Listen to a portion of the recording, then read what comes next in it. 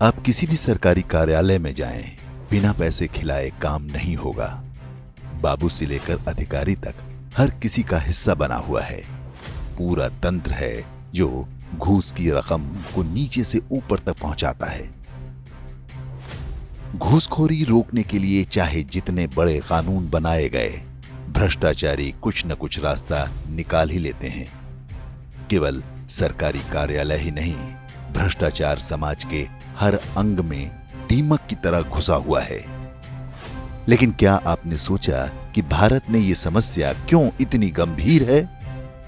जिस संस्कृति में कर्म और धर्म जैसी बातों को इतना महत्व दिया गया है, वहां भ्रष्टाचार कैसे सामान्य दिनचर्या का अंग बन गया? इतिहास की दृष्टि से देखें तो भारत में सार्वजनिक जीवन में भ्रष्टाचार की परंपरा मुस्लिम शासन के समय से आरंभ हुई।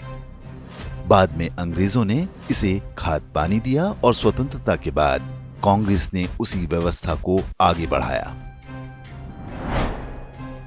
भारत में शासकीय वर्ग द्वारा भ्रष्टाचार पर सबसे आरंभिक लेखन आचार्य चाणक्य की पुस्तक अर्थशास्त्र में मिलता है, लेकिन इसमें अधिकांश राजकोष अर्थात सरकारी खजाने के अपव्यय को रोकने की बात है।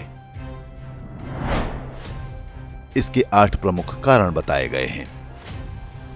पहला, प्रतिबंध अर्थात राजस्व वसूली के बाद अपनी निगरानी में न रखना या राजकोष में जमा न करना। दूसरा, प्रयोग अर्थात सरकारी धन का अपने हित में लेन देन करना। तीसरा, व्यवहार सरकारी धन को अपने निजी व्यापार में लगाना। चौथा, अवस्तार अर्थात कर वसूली में देरी करना और बाद में देनदार को तंग करना। पांचवां, परिहापण यानी कुशासन के कारण आय में कमी और व्यय में वृद्धि। छठा, उपभोग स्वयं और दूसरों को राजधन का दुरुपयोग करने देना। सातवां, परिवर्तन राजधन के द्रव्यों को दूसरे द्रव्यों से बदल देना। आठवां प्रकार है अपहार अर्थात प्राप्त सरकारी धन को हिसाब में न लिखना।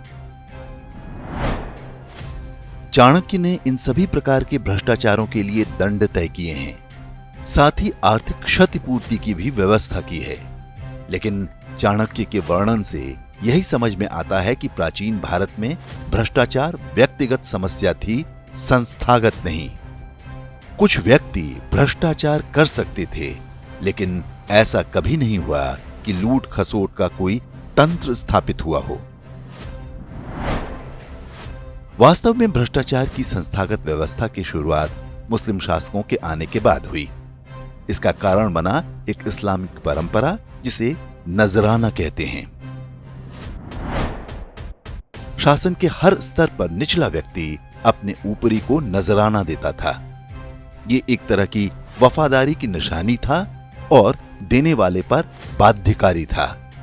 नजराने में अधिकांश सोने चांदी या बहुमूल्य वस्तुओं की भेंट दी जाती थी।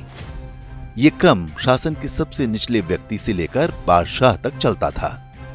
काजी और दीवान पर अपने उच्चाधिकारियों तक अधिक से अधिक नजराना पहुंचाने का दबाव रहता था। क्रम में कोई निचला व्यक्ति अपनी कुर्सी पर कितने दिन रहेगा, ये नजराने की रकम से ही तय होता था। अंततः इसकी वसूली अधिकांश सामान्य जनता, किसानों और व्यापारियों से की जाती थी।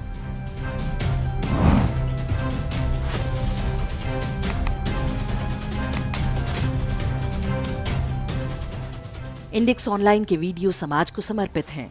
आप इनको डाउनलोड करके जैसे चाहे वैसे प्रयोग कर सकते हैं। चाहे तो आप हमारे टेलीग्राम चैनल से जुड़ सकते हैं। वहां सारे नए पुराने वीडियो आपको मिल जाएंगे। हमारे सोशल मीडिया लिंक हर वीडियो के डिस्क्रिप्शन में होते हैं। हमारा एकमात्र उद्देश्य हिंदू समाज को जागृत और एकजुट करना है। इसमें सहभागी बने। धन्यवाद।